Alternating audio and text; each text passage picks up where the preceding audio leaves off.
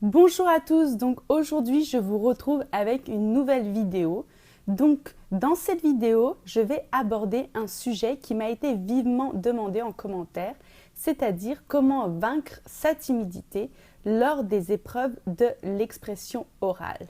Donc aujourd'hui, cette vidéo est une vidéo conseil. C'est parti! Pour répondre à cette question, comment vaincre sa timidité, la timidité, pour les épreuves de l'expression orale, donc nous allons aborder 6 points. Le premier point est exposez-vous à la situation. Le second point, pendant l'examen, évitez de tout analyser et lâcher prise. Le troisième point, la pratique. Ensuite, le quatrième point, relever et planifier des petits objectifs, par exemple au quotidien. Le cinquième point, ne pas être perfectionniste ou du moins ne pas être trop perfectionniste. Et le dernier point, nous allons aborder la corrélation entre le manque de confiance et la timidité, c'est-à-dire peut-être la peur de l'échec. Commençons par le premier conseil. Le premier conseil est le suivant. Exposez-vous à la situation. C'est-à-dire entraînez-vous et enregistrez-vous. Par exemple, avant d'écouter le début de la discussion de chacune de mes vidéos conversation, improvisez et mettez-vous en situation. C'est-à-dire lisez la consigne et essayez d'y répondre en vous enregistrant. Par exemple, pour les sujets de la section 1 de l'expression orale dans la catégorie conversation, dès que vous lisez le sujet et la consigne, pensez pendant 1 minute à vos questions sans les écrire sur un bout de papier. Faites vraiment en sorte d'organiser votre pensée sans support écrit et cela sera bénéfique pour le jour de l'examen. Ensuite, après avoir réfléchi sur les potentielles questions que vous allez poser, donc vous pouvez vous mettre en action, poser ces questions et enregistrez-vous. Ensuite, écoutez l'enregistrement et vous visualiserez précisément votre intonation, votre voix, la formulation des questions et aussi votre style, votre manière de parler. Et vous verrez ainsi les points vraiment à améliorer. Le deuxième conseil est le suivant. Pendant l'examen, évitez de tout analyser et lâcher prise. C'est-à-dire, ne décortiquez pas chaque réponse de l'examinateur. Pensez bien que l'examinateur n'est pas là pour vous piéger. Donc vraiment, évitez de tout analyser et comme ça, vous allez garder votre sang-froid et votre professionnalisme pendant la discussion. Voilà. Ensuite, passons au troisième conseil. Le troisième conseil est la pratique. En effet, il n'y a pas de secret. C'est seulement avec la pratique que votre appréhension par rapport aux situations orales va diminuer. C'est-à-dire, plus vous êtes face à une situation, moins vous allez la redouter puisqu'elle va devenir progressivement une habitude et une partie intégrante de votre routine de révision à l'examen. Ensuite, le quatrième conseil est relever des petits objectifs, par exemple au quotidien. C'est-à-dire, mettez-vous des objectifs pour parler français. Par exemple, voici l'objectif pour cette fin de semaine. Il faut que je réalise 3 enregistrements de 10 questions sur les sujets présents au sein du livre TEF ou encore, par exemple, sur un des sujets des vidéos conversations. Voilà. La première fois, comme il faut s'habituer à réfléchir sans support écrit, sans papier et stylo, vous allez peut-être arriver à formuler 3 questions au lieu de 10. Et au lieu de vous dire « je n'ai pas réussi, c'est nul ce que j'ai fait », eh bien inversez la situation.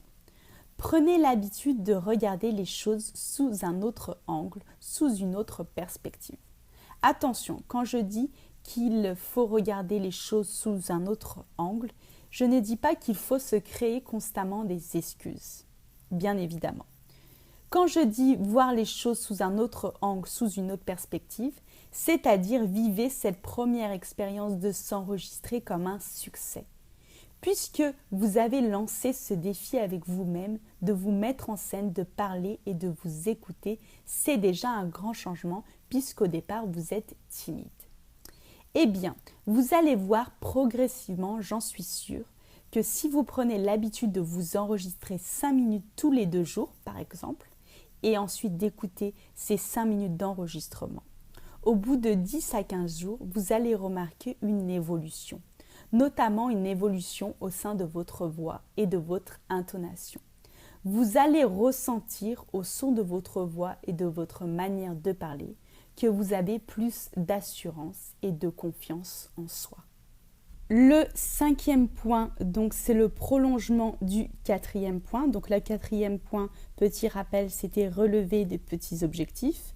Donc le 5e point, ne pas être perfectionniste. C'est-à-dire, ne soyez pas trop sévère ou perfectionniste avec vous-même. Faites un pas à la fois et appréciez tous vos petits changements qui vont donner lieu à de nouvelles habitudes. En effet, il est important de se remémorer que être dans la perfection, ce n'est pas si positif que cela, parce que être dans la perfection signifie ne pas évoluer, puisque tout est parfait, aucune évolution est possible. Et ensuite, être dans la perfection signifie aussi avoir des attentes trop élevées et donc par la suite risque d'être déçu. Donc nous voyons que être trop perfectionniste peut être un frein. Donc vraiment, ne soyez pas trop perfectionniste avec vous-même. Relevez des petits défis au quotidien. Vraiment, intégrez de nouvelles petites habitudes au sein de votre routine de révision et vous allez observer au bout de quelques temps, au bout de quelques semaines, de véritables changements et vous allez vaincre progressivement votre timidité naturellement. Et enfin, nous allons aborder le dernier point qui est la corrélation entre le manque de confiance et la timidité, c'est-à-dire peut-être la peur de l'échec. Donc je vais aborder avec vous ces 3 concepts-là et je vais essayer de vraiment les expliquer de la manière la plus simple possible. Donc commençons par faire cette opération. Donc si vous êtes timide ou si vous avez peu de confiance en vous face à des situations où vous allez vous mettre en scène face à un inconnu, donc c'est-à-dire l'examinateur, alors il y a potentiellement, je dis bien potentiellement, des chances que le jour de l'examen, pour les épreuves de l'expression orale, que vous ne soyez pas à l'aise et que vous perdez potentiellement vos moyens. Donc, qui dit perdre potentiellement ses moyens, dit que vous allez peut-être ne pas être à votre potentiel maximum pour ces 2 épreuves orales. Donc, potentiellement par la suite, vous allez ressentir une déception ou une colère ou une tristesse envers vous-même. Donc, des émotions jugées plutôt négatives puisque vous allez être déçu de ne pas avoir, entre guillemets, assuré lors de ces 2 épreuves de l'expression orale. Et aussi, vous allez peut-être créer des scénarios, vous créez des scénarios concernant le score que vous allez obtenir au test. Donc, en conclusion, si vous perdez vos moyens du fait de votre timidité ou de votre manque de confiance, vous allez juger que vous avez perdu votre temps en révisant auparavant. En réalité, il n'y a jamais vraiment de perte de temps puisque dans tous les cas, vous avez appris quelque chose de cette expérience-là. Mais vous, à ce moment-là, à cet instant T, vous allez considérer que vous avez perdu votre temps. Ensuite, que cela aussi peut potentiellement constituer un coût financier supplémentaire parce que si vous n'êtes pas satisfait du score que vous allez obtenir pour les épreuves orales, vous allez vous sentir obligé de repasser le test et ensuite vous allez ressentir une perte d'énergie importante, c'est-à-dire une fatigue. Vous allez être fatigué à chaque fois de réviser et de repasser ce test. Donc au final, cette perte de moyens, quel est le bénéfice? Il n'y en a pas, 0 bénéfice. Il y a 0 bénéfice. Et comme c'est vous le maître de la situation, c'est en quelque sorte vous qui vous octroyez ou non ce ou ces bénéfices. Donc le mot de la fin, c'est comment la timidité peut être surmontée dans ces épreuves orales. Donc tout d'abord, il est nécessaire de changer, de modifier votre représentation de l'échec. Déjà, dites-vous que l'inquiétude d'échouer à une épreuve orale ou l'incapacité de gérer ses émotions ou de parler en public sont seulement un point de départ et non pas une finalité. Donc, il faut vraiment modifier sa perception de l'échec. En effet, échouer, c'est le seul moyen de réussir. Si vous n'échouez pas, si nous n'échouons pas, nous ne pouvons pas réussir. L'échec fait partie de notre société, c'est-à-dire qu'actuellement, échouer pour moi veut simplement dire the cost of doing something.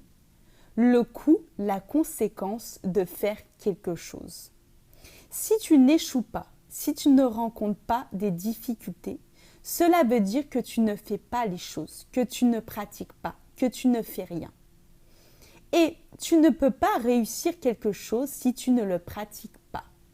Donc, comme je l'ai mentionné dans un de mes points auparavant avec la pratique, c'est-à-dire que oui, c'est beaucoup plus agréable de réussir à parler parfaitement lorsque l'on est timide, dès le premier essai, dès le premier enregistrement, mais c'est irréel. En effet, tu ne peux pas réussir, gagner cette aisance linguistique dès le premier essai. Donc il faut pratiquer. À chaque fois que tu pratiqueras, ça te permettra de mieux te connaître, de vraiment mieux connaître tes points forts, tes facilités et les points à améliorer. Donc au final, prenez votre timidité, prends ta timidité comme une force, puisque cela est une opportunité pour toi, pour vous, pour évoluer soi-même, pour s'élever. Voilà, donc la vidéo touche à sa fin. J'espère que vous en avez appris un peu plus sur comment vaincre sa timidité, la timidité pour les épreuves de l'expression orale. N'hésitez pas à me faire un retour en commentaire. N'hésitez pas aussi à liker la vidéo si vous avez apprécié le contenu et aussi à partager la chaîne. Voilà. Quant à moi, je vous dis à très vite pour une nouvelle vidéo et je vous embrasse.